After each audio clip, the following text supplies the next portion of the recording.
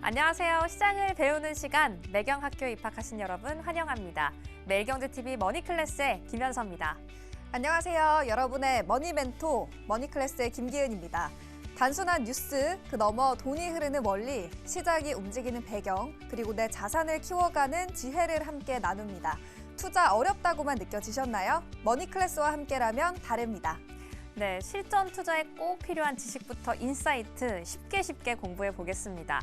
기은 씨, 오늘 1교시에는 어떤 수업이 준비가 돼 있죠? 네, 오늘 2교시에서는요. MBN골드 이태우 매니저의 축파수 기법 수업이 준비돼 있고요. 이어지는 2교시에서는 서울대 소비트렌드 분석센터 이혜원 연구위원의 트렌드 코리아 2026 수업이 준비돼 있습니다.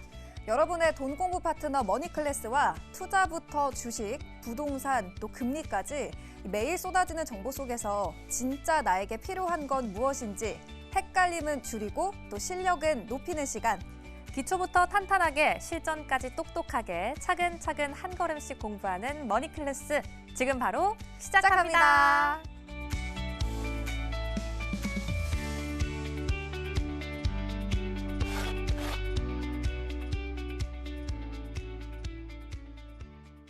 네, 머니클래스 이제 바로 시작해 보겠습니다. 왜 그 종목을 샀는가를 잊는 순간 우리의 계좌도 흔들리기 마련이죠. 수익은 추세에서 그리고 손실은 욕심에서 비롯된다라는 말이 있듯이 오늘은 저에게 좀 건강한 투자 방법을 알려줄 선생님 모셔봤습니다. MBN골드 최연소 매니저죠. 이태우 매니저와 오늘 함께 보겠습니다. 매니저님 안녕하세요. 네, 안녕하세요. 네, 이렇게 머니클래스에서 처음 뵙게 됐는데 네. 시청자분들께 자기소개부터 한 말씀 부탁드릴게요. 네, 안녕하세요. 반갑습니다. MBN골드 이태우 매니저입니다. 네, 매니저님이 오늘 어떤 인사이트를 주실지 저도 너무 기대가 되는데 오늘은 간략하게 좀 어떤 주제로 수업해 주실까요? 그래도 확실히 이제 10월 이제 끝나가고 네. 11월이 준비가 되잖아요. 11월 시장에 대한 어떤 전망이랑 그리고 제가 앞에서 무기가 필요하다. 맞아요. 시장을 대응하기 위한 어떤 무기.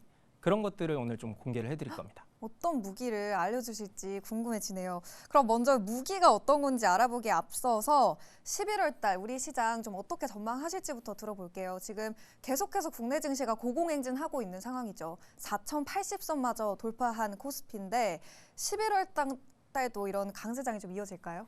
사실 저도 주변에서 요즘 제일 많이 듣는 이야기가 네. 시장 더 갈까? 그러니까요. 그런 이야기를 너무 저도 많이 제일 올라서. 맞아요. 그래서 아마 오늘도 시장이 굉장히 강했었기 음. 때문에 뭐 지금의 분위기를 봤을 때는 어느 정도 좀 부담스럽다라고 느낄 수는 있습니다만 저는 개인적으로는 연말까지 그리고 내년도에도 우리 코스피가 5,000포인트를 뭐 기대를 하고 있는 상황인데 네. 현재 기준으로도 한 4,700까지는 갈 수 있지 않을까 싶습니다. 우리가 보통 이제 시장이 부담스럽냐 아니냐를 비교를 할 때 아니면 어떤 개별 종목이 지금 과연 주가가 싼가 아니면 비싼가를 비교를 할 때 가장 좋은 방법 중에 하나가 비슷한 구간, 과거의 경제 상황과 지금의 경제 상황의 비슷한 구간이랑 비교를 하거나 네. 아니면은 어떤 이제 종목이라고 하더라도 같은 사업 구조를 갖고 있고 시가총액이 비슷한 기업이랑 비교를 해서 상대적으로 싸면은 매수를 하는 게 굉장히 좋은 전략이거든요. 마켓도 보면은 지금 제가 이 박스 3개를 그려놨는데 네. 가장 우측에 있는 게 최근의 시장입니다. 근데 이게 지금 시장에서의 밸류가 어느 정도 되냐 12개월 선행 PER 기준으로 한 11.4배 정도를 받고 있어요. 과거에 역사적으로 PER이 10배를 넘어가는 구간에서는 보통 고평가 그러면서 시장이 꺾이는 변곡이 한 번씩 발생했던 구간인데 지금의 시장과 과거의 평균적인 구간은 상당히 많이 다릅니다. 보통 일단 오늘 기준으로 제가 확인을 했을 때 네. 10월 이제 한 26일, 27일 정도 이 기간 기준으로 고객 예탁금이 81조 원이에요. 우리나라 단군 이래 코스피가 상장된 이래로 네. 가장 많은 유동성이 지금 준비가 되어 있습니다. 유동성의 힘에 의해서 시장은 받쳐주고 있는데 여기에 더해질 수 있는 게 실적. 실적. 그렇죠. 기업들의 실적들이 굉장히 상향 평준화가, 상향 조정들이 많이 되고 있는 상황이다 보니까 단순히 유동성 랠리가 아닌 전통적인 강세장, 실적 기반의 유동성 장세라고 보시면 될 것 같습니다. 그래서 지난 2006년에서 2007년 첫 번째 네모칸 그리고 두 번째 네모칸이 2020년, 21년 요 구간인데 지금이랑 비슷한 구간들이에요. 실적은 올라가고 실적 상향폭이 올라가고 유동성 자체도 증가됐던 구간.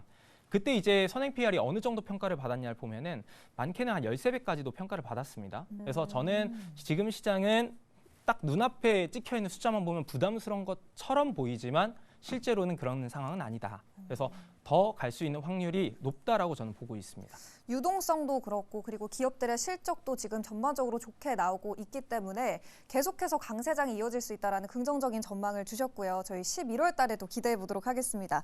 이제 매니저님이 말씀해 주신 그 무기가 어떤 걸지 궁금한데요. 그 무기가 축파수 기법일까요? 잘 알고 계시네요. 어떤 거예요, 이게? 이게 뭐냐면은 네. 축이 무언지 그리고 파가 뭔지 수가 뭔지 설명을 드리면은 기본적으로 결국에 이제 우리가 무기라고 하는 거는 뭐 시장에서 내가 기업 분석을 너무 잘하거나 아니면은 차트 분석을 잘하거나 무언가 하나가 있으면은 시장 대응하는데 크게 어렵진 않거든요. 네. 축파수 기법은 기술적 분석에서 시장에서의 강한 수급이 들어온 자리들을 포착하고 그 맞게끔 그 상황에 맞게끔 매수 매도 타이밍을 자연스럽게 파악할 수 있는 기법이 축파수 기법이라고 보시면 되고요. 차트 분석을 항상 이제 우리 시청자분들이나 네. 우리 회원분들께 말씀을 드릴 때 차트는 투자자들이 이 기업에 대해서 어떻게 바라보고 있느냐 심리 상태를 그림으로 시각적으로 표현해 놓은 하나의 그림이다 이렇게 표현을 하거든요. 그러니까 기본적 분석을 했을 때 기업의 재무나 이런 것들을 보고 너무 좋지만 당장 시장에서 관심이 없으면은 그 기업은 잘 안 가기 마련이거든요. 맞아요. 그래서 그 기업이 지금 시장에서 어떻게 판단되고 있느냐 그걸 보는 게 저는 차트라고 생각을 하고 그거에 맞는 기술적 분석도 분명 중요하다 생각을 하기 때문에 관련해서 정말 이제 시장에서 우리 개인 투자자분들도 활용하기 쉬운 방법을 잘 만들어 놓은 게 축파수 기법이라고 보시면 됩니다. 네. 한번 이제 또 자료를 좀 보면서 설명을 드려보면은 여기에 이제 축과 파와 수가 이렇게 적혀 있는데 축이 뭐냐면은 하나의 기둥이라고 보시면 돼요. 어떤 기둥이냐? 에너지가 강력하게 발생한 구간을 포착해 놓은 기둥이에요. 에너지라고 하면은 우리가 수급이죠. 수급이 강하게 들어요. 강하게 들어온. 이게 사실 수급도 개인 수급이 있을 수 있고 외국인 수급이 있을 수도 있고 기관 수급 다양하잖아요. 네. 근데 그 중에서도 종목별로도 그 기업을 그 종목을 끌어올리는 수급 주체들이 조금씩 다 다릅니다. 어떤 기업은 개인들이 매수를 해주면서 올라가는 경우들도 많이 있고, 뭐 보통 이제 오늘 또 굉장히 강했었던 뭐 두산에너빌리티 같은 네. 대형 이런 종목들은 사실 외국인들의 매수가 들어와야지 강하잖아요. 그런 것처럼 이제 각각 그 종목의 과거 흐름들을 좀 고려해보고 수급 동향을 고려해보면서 메이저 수급이라고 볼 수 있는 그 수급에 이미 들어온 자리를 포착하는 게 축이라고 보시면 될 것 같고요. 파는 뭐냐면은 매수를 했으면 또 매도를 잘해야 되잖아요. 그쵸. 잘 나와야 되는 것 같아요. 매수는 우리가 이제 기술이고 네. 매도가 예술이라고 표현하잖아요. 그래요? 네, 그만큼 매도가 어렵다라고 시장에서 알려져 있는데 그거를 이제 기술적으로도 충분히 볼 수 있는 게 파라고 보시면 됩니다. 지금 매수를 했으면은 위에 이제 어디까지 올라갈 수 있느냐 열린 공간을 나타내 주는 게 파라고 보시면 되고요. 그게 이제 그거를 보면은 어느 정도 기술적으로 이 자리까지 왔을 때 저항을 받을 수 있구나. 매물이 쏟아져 나올 수 있구나. 네. 그러면서 이제 매도 타이밍을 잘 잡을 수 있게끔 도와주는 거고 수는 뭐냐면은 결국 수급입니다. 수급. 축이 발생을 했어도 일례로 그런 거라고 좀 보시면 돼요. 제가 어떤 이제 모래성을 쌓아요. 네. 근데 중간에 모래성이 무너지지 말라고 네. 철근 같은 거를 중간중간에 넣어놨어요. 네. 그 자리들이 더 단단한 자리가 되잖아요. 그쵸. 차트에서도 똑같습니다. 축이 발생을 했지만 에너지가 들어왔지만 일봉상으로 뭔가 강한 양대 양봉이 만들어졌는데 네. 분봉상으로 봤을 때 그 안에서도 핵심적인 수급이 들어왔던 자리들이 또 따로 있거든요. 그거를 볼 수 있는 게 수급의 분석, 수급선, 길목 매수를 할 수 있는 자리라고 보시면 됩니다. 축파수 기법이 어떤 건지 매니저님이 쭉 설명을 해주셨고요. 두산에너빌리티가 또 녹화일 기준으로 두 자릿수 대 급등세를 보였는데 그 전까지 언급을 해주셨네요. 축파수 기법, 지금 전반적인 이론을 좀 들어봤는데 축파수 기법을 그러면 언제 활용을 해봐야 될지 궁금하거든요. 활용도도 좀 분석해 주세요. 일단은 활용도라고 하면은 역시나 그 종목에 대한 매수, 매도 그리고 지금은 관망을 해야 되느냐 이런 것들을 상태를 좀 볼 수 있는 그 어떤 이제 노하우가 방법이 있는 거라고 보시면 되는데 우리가 이제 사람이 요즘 또 날이 많이 추워졌잖아요. 네, 맞아요. 감기 걸리기 딱 좋은 날씨잖아요. 감기 많이 걸리더라고요. 으슬으슬할 때 보통 우리가 어떻게 하죠? 쌍화탕 먹고 푹 자잖아요. 뜨끈뜨끈한 전기장판 틀어놓고 그러면 이제 다 어떤 삶의 노하우에서 나오는 방법이잖아요. 대응 방법. 네. 그런 것처럼 종목도 이제 각각의 그 차트 상황 속에서의 지금 현재 이 주가가 어떤 상태인지를 볼 수 있게끔 나와 있는데 이 축파수에서는 보통 이 수급뿐만 아니라 그 일목균형표를 많이 접목을 시킵니다. 네. 그래서 일목균형 지표를 활용해서 추세가 지금 방향이 어떻게 될 것인지 상태에 대한 흐름들을 좀 볼 수 있고 추세의 어떤 변곡이라든지 그리고 이제 또 하나 지금 매수에 대한 타이밍 이런 것들을 다 파악할 수 있는 어떤 현재의 상태를 볼 수 있는 게 다 녹아들어 있는 게 축파수 기법이라고 보시면 될 것 같습니다. 축파수 기법의 지금 이론을 들어봤는데 그래서 좀 예시를 통해서 구체적으로 설명해 주시면 좋을 것 같아요. 어떻게 봐야 되는 건지 종목별로 차트 봐주시면서 한번 예시 들어주실 수 있을까요? 아, 네. 일단은 그래도 예시를 들더라도 네. 제가 매일경제TV 오고 나서 네. 소개해드렸던 종목으로 설명을 드리는 게 신뢰성이 좀 높지 않을까 그쵸, 싶어서 그럼 좋죠. 몇 가지를 좀 준비를 해봤습니다.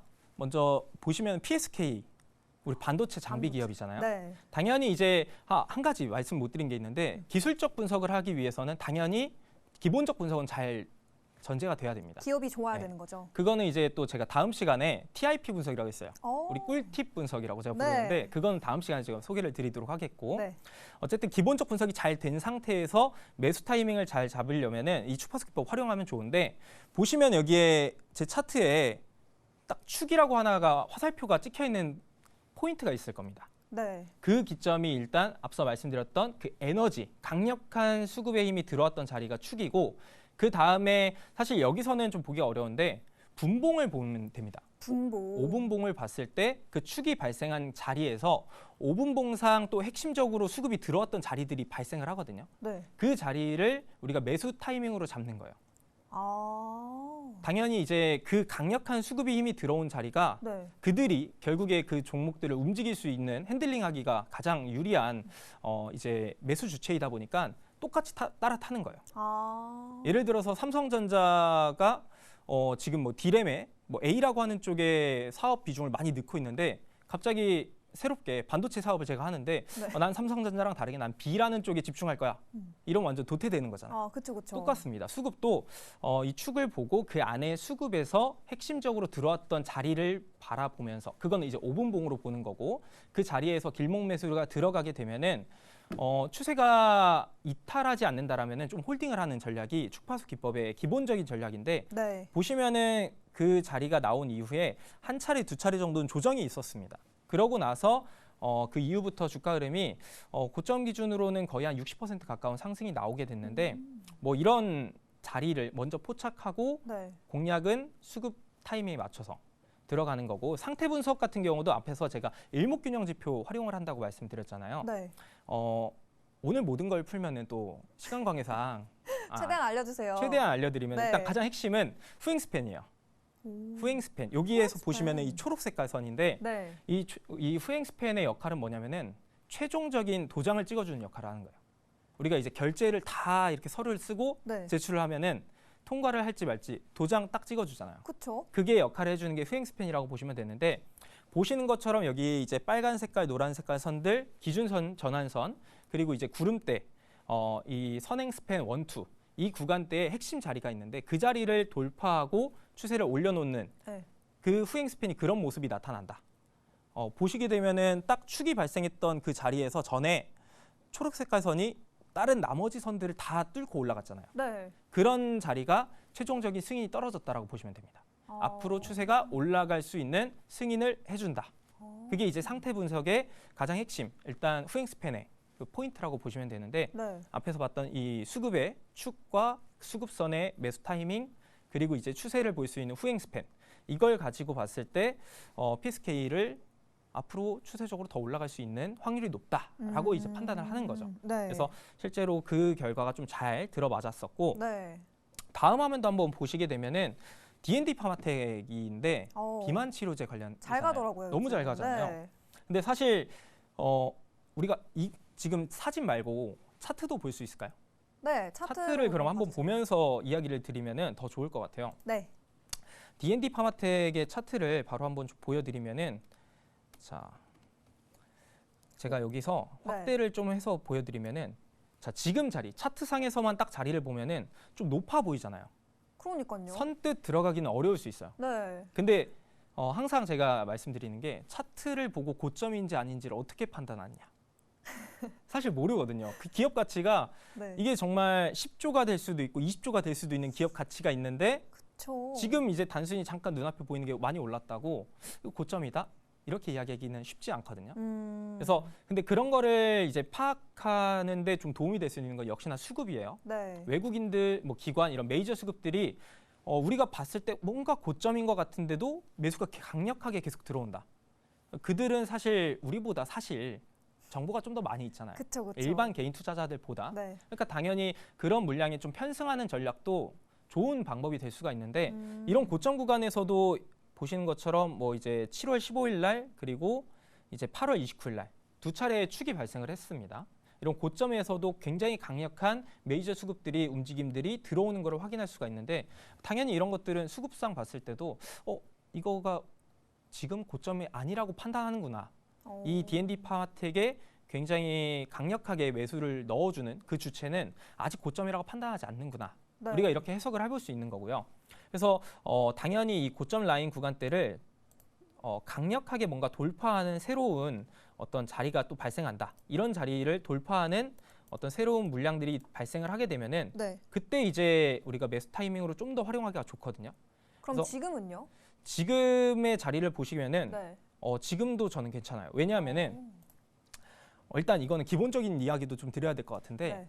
작년 기준으로 비만 치료제 시장이 74조 정도가 되거든요. 네. 근데 2029년, 30년 한 5년 정도 지나고 나면은 시장 규모가 210조 이상으로 지금 늘어날 수 있는 환경이에요. 네. 사실 비만이라는 거는 이제 평생 가져가야 되는 질병이고 그쵸. 그걸 극복해야 되는 게 인류의 또 과제이고 맞아요. 그렇게 보고 있다 보니까 HBM 시장보다 사실 딱 단일 HBM 시장보다 더 큰 규모로 성장성이 나오는 게 비만 치료제 시장이거든요. 그래서 우리나라에서 이 비만 치료제에서 굉장히 관심이 많이 있는 게 전 세계적으로 메쉬 치료제 쪽인데 우리나라의 D&D 파마텍, 올릭스, 한미약품 세 개가 가장 탑급의 기술을 가지고 있는 기업이에요. 네. 그래서 기본적인 분위기는 당연히 좋고 이 흐름상 봤을 때도 축이 발생했던 이 두 가지 자리들, 자, 요 두 가지 자리죠. 요 자리와 이 자리, 이 자리 상단에서 지금 여전히 주가 움직임 자체가 이어지고 있다라는 거. 그래서 강력하게 들어왔던 물량 자체가 강력한 지지 구간으로 주가 움직임을 떠받들어주고 있다 보니까 네. 실제로 상한가 간 이후에 주가 조정이 일부 나왔었습니다.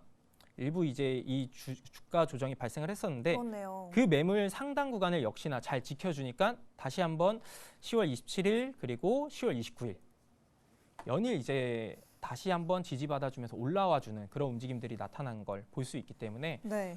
D&D 파마텍은 저는 여전히 싸다. 여전히. 네. 앞으로 정말 10조 이상의 기업 가치로 커질 수도 있다. 이렇게 생각을 합니다. 네. PSK 그리고 D&D 파마텍 관련해서 차트를 꼼꼼하게 분석해 주셨고요. 두 종목 다 여전히 지금도 접근이 가능한 구간이다. 여전히 싸다라고 진단을 남겨주셨습니다. 세 번째 기업 SPG도 간략하게 한번 볼까요? SPG 같은 경우도 네. 방금 로봇주잖아요. 로봇주죠. 네. 근데 로봇주가 요즘 너무 좋았는데 시장이 81조라는 예탁금이 있는 만큼 수급의 연속성은 계속 기대해봐도 될 것 같아요. 그래서 그 말은 뭐냐면은 네. 그동안 많이 올랐던 급등주를 굳이 쫓는 것보다 기술력이 있고 핵심적인 어떤 레퍼런스가 있는 기업 중에서 아직 주가가 못 오른 바닥권에서 올라가는 그런 기업들은 지금 충분히 매수 접근이 가능하다. 네. 근데 물론 이렇게 좋게 볼 수는 있지만 또 결국에 시장에서 이 투자자들이 네. 지금 좋게 봐야지 바로 또 가줄 수 있잖아요. 그쵸. SPG가 그런 맥락에서 이제 소개를 드렸었던 종목인데 네. 차트를 한번 또 보시면은 6월 23일 날에도 마찬가지로 축이 한 차례 이렇게 또 발생을 했었고요. 그리고 또 한 번 이제 최근에도 10월 10일자에도 축이 두 차례 또 이렇게 발생을 했는데 축이 발생한 이후에 주가 조정이 일부 좀 발생한 다음에 다시 한번 축을 돌파해주는 이 축이라고 하는 게 결국 핵심적인 그 매물 구간이라고 좀 보시면 되는데 네. 그런 자리를 그동안 돌파하지 못하고 저항을 받다가 뚫어주면은 그때부터는 위쪽으로 공간이 많이 열리게 돼요. 그래서 그 다음부터의 흐름 자체가 그 축의 기반으로 한 지지 구간이 만들어지고 움직임 자체가 확실히 탄력성을 이렇게 보시는 것처럼 네. 강하게 축 구간 상단으로 돌파가 나오니까 강력하게 상승 흐름이 나와주는 것도 보실 수가 있는데 마찬가지입니다. 지금 자리도 보시게 되면은 10월 10일 기준으로 제가 요거를 보시게 되면은 아마 5분 봉상 제가 예전에 체크를 했을 때 네.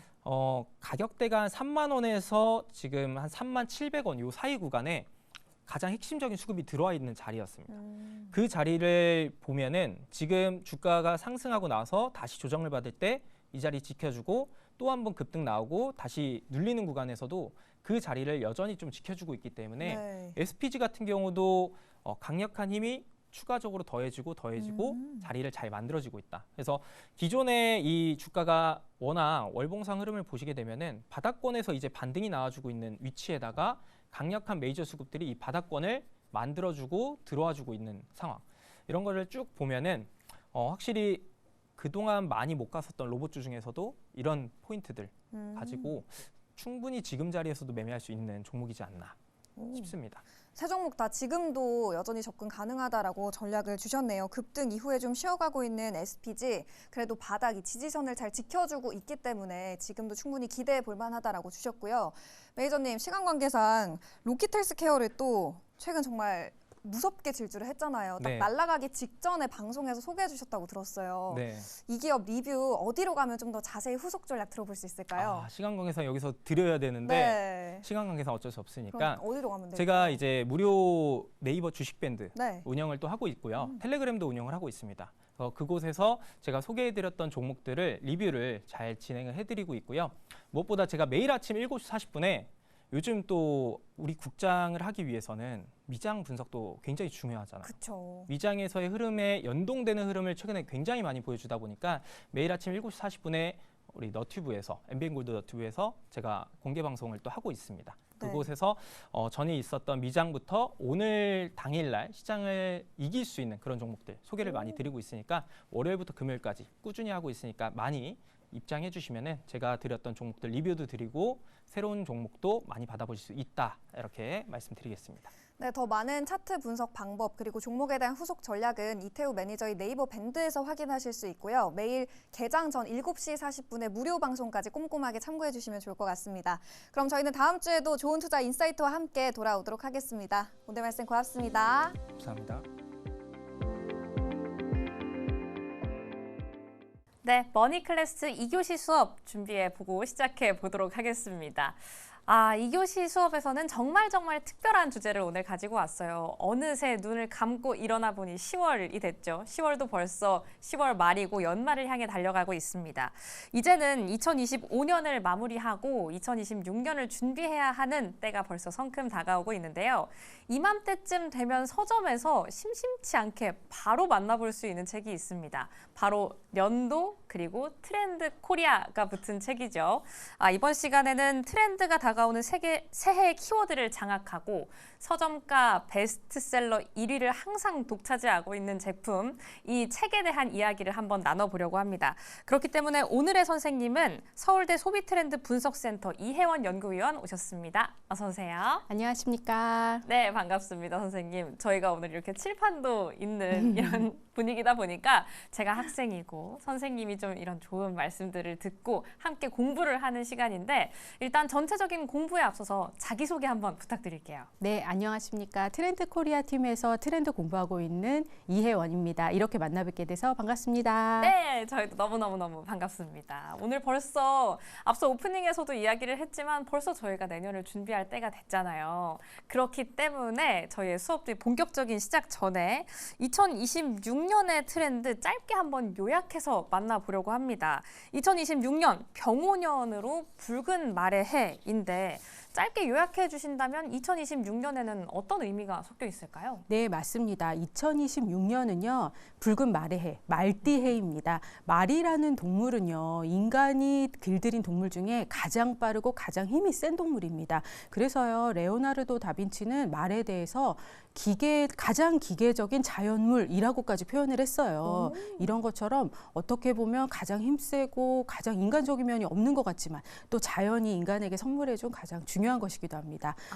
이런 것처럼요, 인간의 뇌를 싣고 또 말을 타고 따그닥 달려나갈 수 있는 2026년이 되어야 될 것 같습니다. 네, 저희도 열심히 기계처럼이라고 하면 좀 어감이 아리송하긴 하지만 그래도 열심히라는 키워드에 좀 초점을 맞춰서 달려나가는 한 해가 됐으면 좋겠습니다. 그럼 오늘의 수업 주제 한번 바로 열어볼게요. 오늘은 어떤 이야기를 좀 중점적으로 펼쳐주실까요? 네, 오늘은요 2025년의 트렌드 상품 10가지 말씀드리면서 사람들이 어떤 곳에 집중을 했었나를 한번 돌아보고요. 네. 또 2026년의 새로운 트렌드, 방향성은 무엇이 있는지 또 10가지 알아보도록 하겠습니다. 네, 2025년을 복귀를 안 해볼 수가 없겠죠. 머니클래스는 항상 한 발 빠르게 복귀하고 2026년 데뷔도 함께 해보도록 하겠습니다. 앞서서 2026년은 붉은 말의 해다라고 제가 포문을 함께 열었는데 2025년은 스네이크 센스였어요. 뱀처럼 날카로운 감각으로 기회를 놓치지 말자였는데요. 2025년을 돌아본다면 트렌드 상품은 뭐가 있었는지 한번 쭉 리뷰해 주세요. 네, 제일 먼저 중요한 것이 AI입니다. 중요하죠. 네, AI는요 지금 이미 우리 일상생활에 너무나 많이 들어왔어요. 네. 챗GPT 유료 이용자 수가 미국 다음으로 우리나라가 제일 많다고 합니다. 이거는 사람들이 업무용, 공부용 외에도요 일상생활에서도 생성형 LLM에 많이 기대고 있다는 뜻입니다. 네. 그래서 트렌드 상품 1위로서 볼 수 있습니다. 그렇죠. 저희 뭐 고민 상담 같은 거 할 때 요즘에는 친구들도 있지만 친구들이랑 동일한 비중으로 챗GPT를 찾게 되는 경우도 심심치 않은 것 같아요. 맞습니다. 네. 그럼 AI라는 중요한 키워드 만나봤고 두 번째는 또 K-뷰티 빼놓을 수 없잖아요. 네, 맞습니다. 워낙에 K라는 것의 힘이 점점 강해지고 있어요. 네. 근데 요즘은 K라는 말을 들으면 그 다음에 바로 뷰티가 따라 나올 정도입니다. 우리나라의 뷰티 제품들 혹은 우리나라의 미의식들이 세계적으로 굉장히 사랑받고 있습니다. 이것은요, 아시아에서 우리나라 화장품들이 팔리는 것을 넘어서요, 미국, 유럽, 거기에 인도나 중동 같은 우리가 생각지 못했던 나라들까지 네. 한국적인 사고방식으로 피부를 가꾸고 얼굴을 가꾸고 또 여러 가지 화장품들을 사고 하는 것들이 점점 더 퍼져나가고 있습니다. 아, 맞아요. 요즘은 또 우리나라의 화장품이 우리나라 안에서만 국한되는 게 아니라 수출 모멘텀이 더 크게 각광을 받는 시기이다 보니까 K 하면은 뷰티가 바로 자동으로 떠오르는 시기인 것 같습니다. 세 번째는 제가 가장 여쭤보고 싶었던 건데요. 자가진단 테스트 요즘 이제 MBTI 안 외우고 있는 사람이 없잖아요. 네, 맞습니다. MBTI 테스트를 비롯해서요. 요즘은 얼마나 예민한지에 대한 예민도 테스트 혹은요 ADHD라고 해서 집중력이 얼마나 있느냐에 대한 테스트까지 많은 사람들이 하고 있습니다. 또 애견남, 테토남이라고 해가지고요. 맞아요. 얼마나 여성적인가, 다정한가, 또 얼마나 강력하고 힘센가 이런 것들을 테스트하기도 하는데요.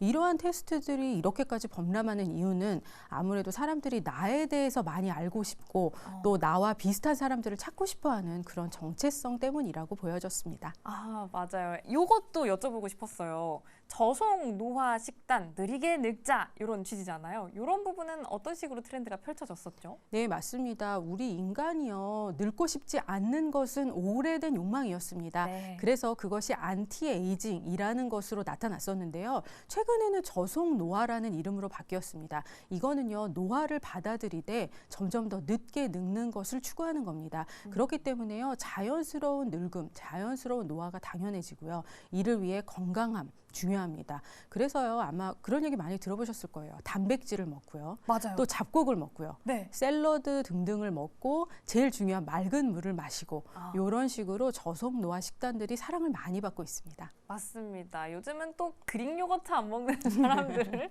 찾아보기가 힘들어요. 사 먹고 만들어 먹고 이런 식단이 참 붐을 일으켰던 한 해였습니다. 다음으로는 제가 정말 재미있게 보는 오은영 박사님이 나오셔서 이렇게 육아하시면 안 돼요 라고 이야기하시는 프로그램도 참 인기였잖아요. 가족 갈등 프로그램 어떻게 보셨어요? 네, 맞습니다. 최근에요. 이 리얼리티 관찰 예능에서 가장 인기가 많은 것이 가족 갈등 프로그램입니다. 네. 이것이 이혼이기도 하고요. 혹은 돌싱분들이 나와서 자신의 결혼을 돌아보기도 하는 이런 부부관계와 관련된 것들이 굉장히 많습니다. 그런데 가족 갈등이라고 하면 부부 갈등만은 전부는 아닌 것 같아요. 방금 말씀 주셨다시피 오은영 선생님이 나오시는 육아 관련 프로그램들 맞아요. 또 아이들 학습을 봐주는 프로그램들도 있는데요. 이런 것들이 결국 가족 간의 관계에서 문제를 찾아내고요. 또 그것을 통해서 해결 방법을 찾아낸다는 점에서 넓게 보면 모두 가족 갈등 프로그램이라고 볼 수 있습니다. 네, 이렇게 지금까지는 10가지 키워드 중에 절반까지 왔습니다. 오은영 선생님의 가족 관련 프로그램까지 리뷰를 해봤는데 이 프로그램 안에서 또 요즘 붐을 일으키고 있는 게 최강야구, 불꽃야구, 또 요즘은 김연경 선수도 나오더라고요. 배구 관련 프로그램도 좀 유행을 하고 있어요. 네, 맞습니다. 요즘 운동 관련 프로그램들이 굉장히 많습니다. 그 이유는요, 운동만큼 드라마가 없는 것 같아요. 드라마. 네, 이기고 지고요. 졌지만 다시 도전합니다. 네. 이것이야말로 우리 삶 그 자체거든요. 그렇기 때문에 사람들이 스포츠를 통해서 내 삶에 더욱 도전하게 되는 용기도 얻고요. 네. 또 힘도 얻고요. 그것으로 즐거움을 많이 얻고 있습니다. 아, 맞아요. 이게 이제 그냥 스포츠가 전에는 그냥 즐기고 엔터테인 이런 요소가 강했다면 여기에 우리의 삶을 좀 투영해서 본다던가 이런 트렌드도 좀 강해지고 있는 것 같습니다. 스포츠와 같은 맥락이긴 한데요. 올해 러닝을 빼고 말하기가 참 어렵잖아요. 이제 그냥 길 가다가도 러닝 크루들이 막 많이 보여요. 네, 맞습니다. 러닝은요, 이제 더 이상 운동으로 분류되기보다 일상에 가까워진 것 같습니다. 맞아요. 저도 오늘 지금 한강 다리를 건너왔는데요. 네. 지금 한강 다리를 뛰어서 건너시는 분들이 있더라고요. 그 정도로 어디서나 러너들이 많이 보이십니다. 이 러닝이라는 게 네 발로 발을 딛고 하는 운동이다 보니 사람들이 자신과의 싸움, 또 자기 철학, 자기 돌봄으로 이어지면서 몸과 마음을 한꺼번에 다스릴 수 있는 운동으로 사랑받고 있습니다. 아, 맞아요. 요즘 좀 이렇게 바쁜 현대 사회에 러닝을 하면서 바깥바람도 쐬고 또 하늘도 한번 보고 이런 부분도 챙겨갈 수가 있기 때문에 러닝이 참 각광을 받지 않았나 싶습니다. 이제 2025년 복귀 거의 다 왔습니다. 이 다음으로 여쭤보고 싶은 건 가상 아이돌이에요. 사실 저는 이 가상 아이돌이 나왔을 때 받아들이기 조금 힘들었던 면도 있거든요. 어떻게 보셨어요? 네, 맞습니다. 가상 아이돌이요. 실제로 존재하지는 않지만 나의 마음을 뺏어간 존재들입니다. 네. 이것이요, 인공지능, 또 디지털, VR 기술 등등으로 더더욱 확실해지고 있어요. 놀라운 거는요, 최근에 가요 관련 시상식에서요, 가상 아이돌 플레이브가 대상을 탔습니다. 이 정도로 인기와 그 영향력이 상당합니다. 네. 사람들은요, 무언가를 좋아할 때 그 사람의 존재감뿐만 아니라 그 사람이 무엇을 가지고 있는지 또 어떤 스토리를 가지고 있는지를 보는데요. 이 가상 아이돌이야말로 스토리를 함축 가진 존재들이라고 볼 수 있습니다. 네. 게다가 무엇보다요. 일반 사람들과는 다르게 리스크가 적어요. 스캔들, 건강, 그렇네요. 여러 가지 것들이 없기 때문에 네. 그렇기 때문에 더더욱 빠져들 수 있는 것 같습니다. 아, 맞아요. 요즘 또 유튜브를 돌아다니다 보면 제 알고리즘에 심심치 않게 뜨는 게 플레이브의 직캠도 따로 있더라고요. 그만큼 가상 아이돌도 참 삶에서 큰 한 존재가 되어가고 있습니다. 그렇다면 2025년에 꾸미기 아이템은 뭐였는지도 궁금한데요, 선생님. 네. 꾸미는 것, 무엇이든지 꾸미는 게 바로 2025년의 트렌드였습니다. 다이어리 꾸미기 많이 하실 거예요. 닭구. 네, 가방 꾸미기 많이 합니다. 또 우리 얼굴을 꾸밀 수도 있고요, 옷을 꾸밀 수도 있습니다. 네. 거기다 더해가지고요, 요즘 재미있는 거는 여행 가방을 꾸미기도 하고요, 또 디지털 다이어리 꾸미기라는 것이 있습니다. 디지털로 다이어리를 쓸 때 거기에 꾸밀 수 있는 여러 가지 디지털 스티커, 또 디지털 다이어리 등등 이 속지들을 넣으면서요, 내가 재미나게 여러 가지를 꾸며볼 수 있습니다. 아, 맞습니다. 이렇게 꾸미기 아이템까지 만나봤는데 마지막은 올 한 해를 관통했던 계절템 또 안 만나볼 수가 없어요. 사계절의 유행을 탔던 아이템들 뭐가 있나요? 네, 맞습니다. 이 계절템이라는 게요, 사실은 굉장히 재밌습니다. 왜냐하면 우리나라가 사계절이 굉장히 뚜렷하잖아요. 네. 뚜렷하다라는 말만 하고 사실상 계절들을 즐기지는 않았었습니다. 그런데요, 요즘 사람들은 계절의 변화에 따라서 새로운 아이템을 사고 아이템을 사용함으로써 봄에는 봄을 즐기고 여름은 더움을 즐기고 가을은 또 시원함을 즐기는 방식으로 자신의 삶을 즐겁게 보내고 있습니다.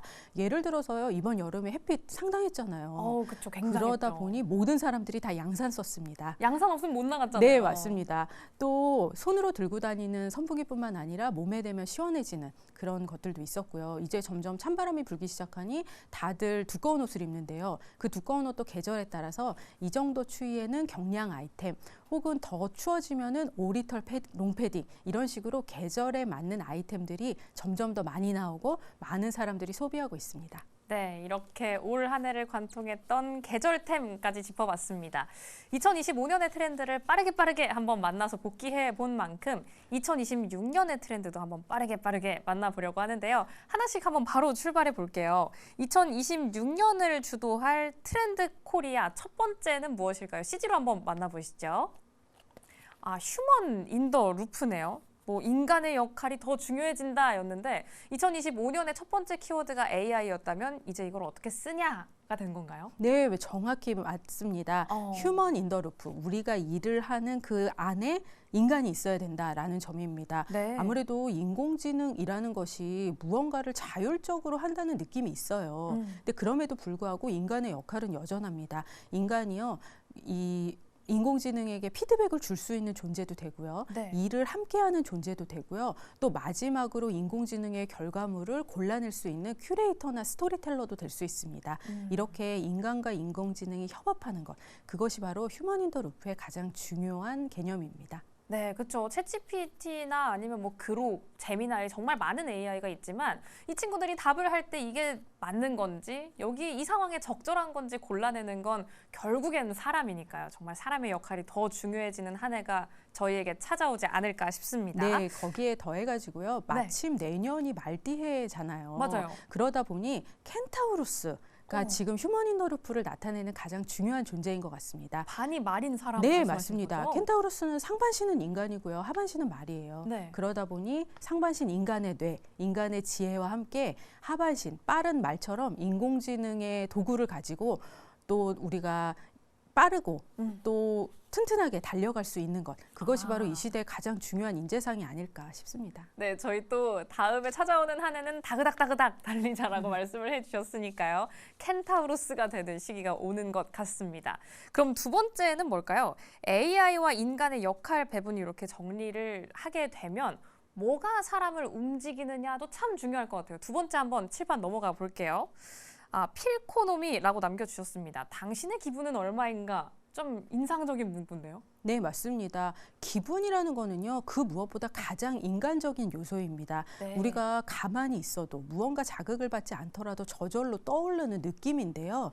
그것은 인간만이 가진 것이죠. 근데 그러한 기분들이요, 이전에는 사람들이 통제할 수 없고 내가 컨트롤할 수 없다고 생각했어요. 네. 하지만 이제는 소비를 통해서 내 기분을 전환하고 회피하고 판별하기까지 하는 소비들이 나타나고 있습니다. 2025년에 나를 많이 알아놨으니까 네. 이걸 소비로 어떻게 풀 것인가까지 확장해서 나아가는 2026년이 되는 것 같습니다.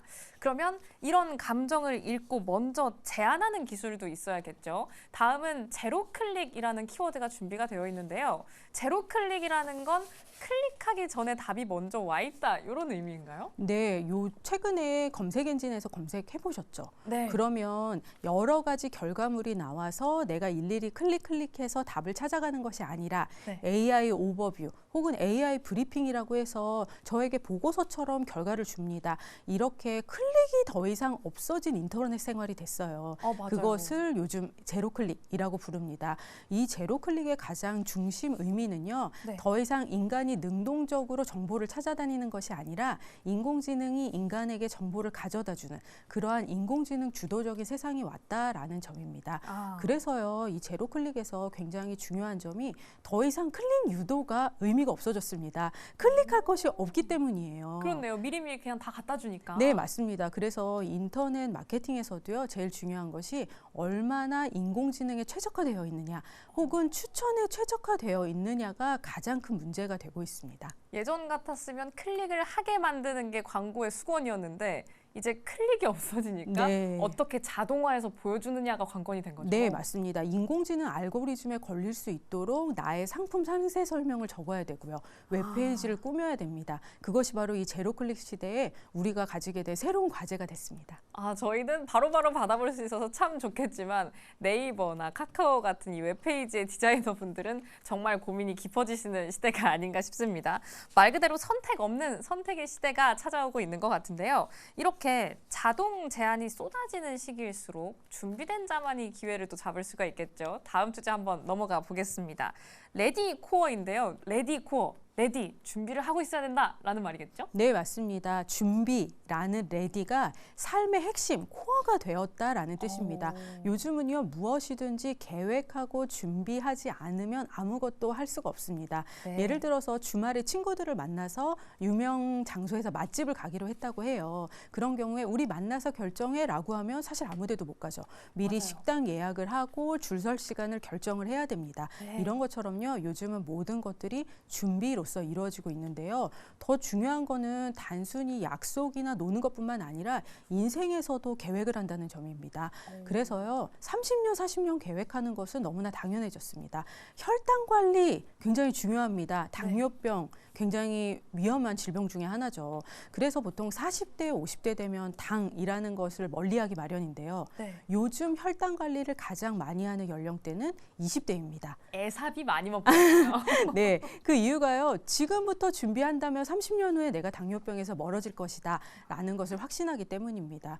이것은요, 지금 세대가 자기주도 학습과 선행학습 시대이기 때문인 것 같아요. 네. 아무래도 나의 목표에 맞추어서 무슨 문제집을 풀지 또 무슨 공부를 할지로 학창 시절을 보내다 보니 졸업 이후에도 또 취업 이후에도 내가 가지고 있는 나의 인생의 문제를 해결하기 위해 무엇을 단계별로 할지를 결정하고 준비를 합니다. 이것이 바로 레디코어의 핵심입니다. 미리미리 준비된 자만이 정말 기회를 잡을 수 있는 시대가 오고 있습니다. AI가 우리의 인생을 관철하다 보니까 그만큼 삶의 템포가 더 빨라지기 때문에 준비를 항상 하고 있어야 한다라는 생각도 드는 것 같아요. 그렇기 때문에 이렇게 개인의 준비가 정교해지면 그럼 개인을 넘어서 조직도 조금 변화가 있어야겠죠. 다음은 AX 조직인데요. 미리 공부하면서 이 단어가 제일 어려웠어요. 물론 밑에 있는 설명, 젊은 세대의 채용과 교육은 지속돼야 한다라는 문구는 젊은 세대의 마음을 울리는 문구이긴 합니다. 한번 설명해 주시죠. 네, AX는요, AI 트랜스포메이션, AI로의 전환. 하에서 우리 조직이 어떤 모습을 가져야 할지에 대한 방향성을 제시하고 있습니다. AI 시대는요, 유연성과 굉장히 빠른 적응력을 필요로 합니다. 그러다 보니 우리 조직의 구조와 문화도요, 그에 맞춰져야 됩니다. 예를 들면요, 부서 간의 경계가 없어져야 되고요. 상하 위계는 짧아져야 됩니다. 네. 또 기존의 직무를 버리고 어떤 일이든지 맡겨진 대로 목표에 맞춰서 할 수 있어야 되고요. 더 중요한 것은 매뉴얼이 이제 더 이상 없습니다. 우리가 지금까지 알던 일들이 더 이상 소용이 없는 것이죠. 네. 그러다 보니까요.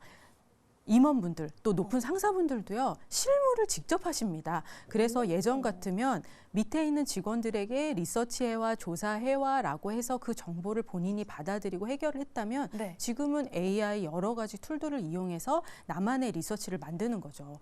그러다 보니 좀 전에 말씀 주신 것처럼 젊은 세대나 주니어, 신입사원들이요, 일을 배우고 정보를 접할 기회가 점점 더 줄어듭니다. 내가 원래 알던 것들이 있어야지 더 활용을 잘할 수 있는 것이 AI 툴들인데요. 네. 아직 아는 것이 없는 상황에서 AI가 주는 여러 가지 답변들 중에 무엇이 옳은 것인지를 판단하기가 쉽지 않은 것이죠. 맞아요. 네, 그래서 중요한 게요, 시니어 윗사람이 저절로 생겨나는 것이 아닙니다. 네. 그만큼 젊은 세대와 또 주니어들에게 많은 교육과 기회가 제공되어야 될 것으로 저는 생각합니다. 그러니까요. 저희가 앞서서 제일 첫 번째 키워드로 다뤘던 것처럼 내가 어느 정도 알고 있는 게 있어야 얘가 잘 말을 해주고 있는 건지를 판단할 수가 있잖아요. 그만큼 젊은 세대를 향한 교육은 끝나지 않아야 하는 시기도 또 함께 찾아오고 있는 것 같습니다. 그러면 전체적인 설명을 들어서 요약을 해보면 조직이 조금 유연해진다라는 생각도 할 수 있는 것 같아요. 조직이 유연해지면 개인의 삶은 좀 어떻게 바뀔까요? 모듈로 쪼개진다라고 트렌드 코리아 2026에서는 말하고 있습니다. 픽셀 라이프로 한번 넘어가 볼게요. 가장 인상 깊었던 문구가 영원한 베타의 시대라는 문구였어요, 저는. 네, 맞습니다. 베타 버전은요, 실제 물건이 나오기 전에 테스트성으로 나오는 것을 뜻했습니다. 네. 근데 지금은요, 항상 제품을 내고 있기 때문에 그것이 항상 베타 버전이고요. 이를 통해서 영원한 베타 버전의 시대라고 이야기할 수 있습니다. 이 픽셀 라이프에서 픽셀은요, 우리 액정에 있는 작은 점들을 의미하는데요. 그 점들은 굉장히 작고 짧고 빠르게 지나가는 것들입니다. 그러다 보니 지금 요즘 우리 시대도 그런 것 같아요.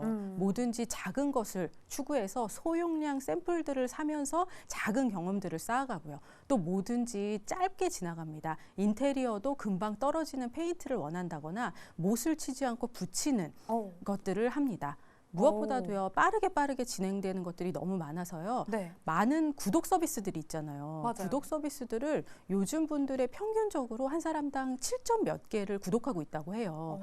왜 이렇게 많은 것들을 구독하나 싶으면 여러 가지를 다 보고 싶기 때문이죠. 요것도 조금, 저것도 조금, 만화도 보고, 웹툰도 보고, 책도 읽고, 영화도 보고, 드라마도 보고, 이 모든 것들을 조금씩 다 하고 싶은 마음들, 이런 것들이 픽셀 라이프라는 것으로 나타나고 있습니다. 네, 그렇기 때문에 우리가 어떤 것에 가치를 두고 선택할지도 중요해지는 것 같습니다. 다음은 프라이스 디코딩이라는 키워드가 마련이 되어 있는데요. 가격표는 질문의 시작이다라는 문구도 함께 나와 있네요. 네, 맞습니다. 프라이스 가격을 디코딩, 분해한다라는 뜻인데요.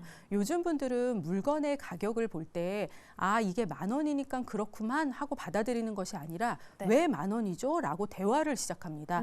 더 이상 가격이요, 제조사들의 독백이 아니게 된 거죠. 그 10,000원 안에는 당연히 원재료가 있을 것이고요. 만든 사람들의 수고나 유통비, 또 거기에 브랜드 가치까지 더해져 있습니다. 이러한 것들이 이 가격의 조합이 합리적이라고 생각할 때 소비자들은 선택을 합니다. 근데 이 가격의 조합이 전체가 같은 가격이더라도 조합 자체가 나에게 맞지 않는다. 이것은 너무 유통 마진이 커라고 생각하면 또 선택하지 않는 소비자들도 생기는 거죠. 네. 이런 것처럼 가격에 굉장히 민감해지고 있습니다.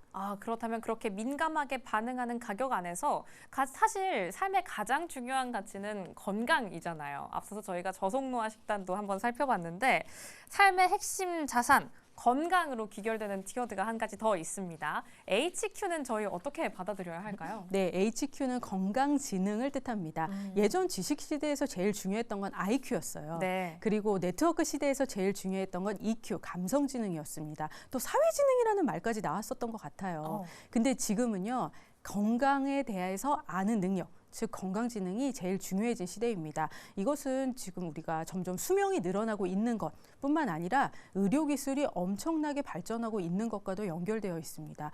우리 주변에 의료 정보들이 너무나 많습니다. 그러다 보니 그 의료 정보들을 가려내고 나에게 맞는 정보를 받아서 내가 조금 더 건강하고 편안한 삶을 사는 것, 이것이 바로 건강지능이 중요해진 이유입니다. 네, 건강지능을 살려서 2026년에는 1가구, 2가구가 아니라 1.5가구도 찾아온다고 하는데 이 키워드는 저희 어떻게 이해를 해야 돼요? 네, 우리가 1인 가구라는 말은 많이 합니다. 네. 그것은 혼자서 사는 것을 뜻하는데요. 사실 인간은 한자에서도 알 수 있듯이 누군가 기대지 않으면 살아갈 수 없는 존재들입니다. 그래서 나 홀로 서는 한 명, 1가구에 더해서 0.5, 내가 주변과 유연한 연결성을 가지는 것을 1.5가구라고 부르고자 합니다.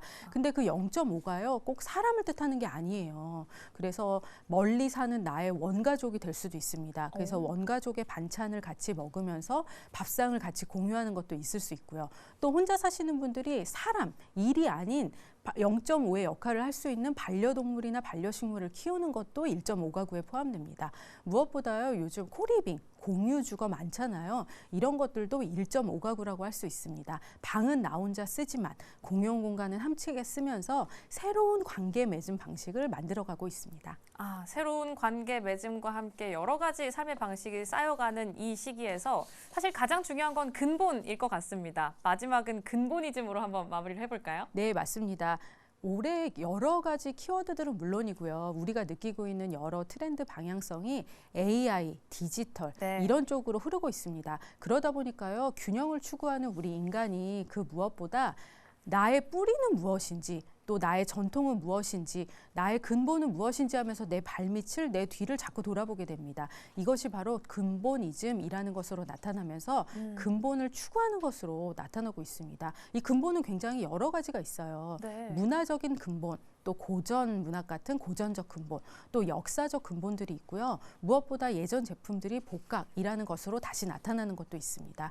이것은 내가 겪어보지 못한 시대에 대한 그리움과 동경이기도 합니다. 이러한 것으로서 인간이 지금 이 시대에 어떤 존재감을 가질 수 있는지, 또 나라는 존재는 어떤 정체성으로 지금까지 역사 속에서 살아왔고 앞으로 또 어떤 역사를 쌓아갈지를 결정하는 굉장히 중요한 기둥이 되고 있습니다. 네, 사실 이렇게 정말 많은 것들이 빠르게 바뀌어가고 있는 지금 이 시기에서 가장 중요하게 지켜야 할 것은 나의 근본이 아닌가라는 생각이 들어서 마지막은 근본이즘으로 한번 마무리를 해봤습니다.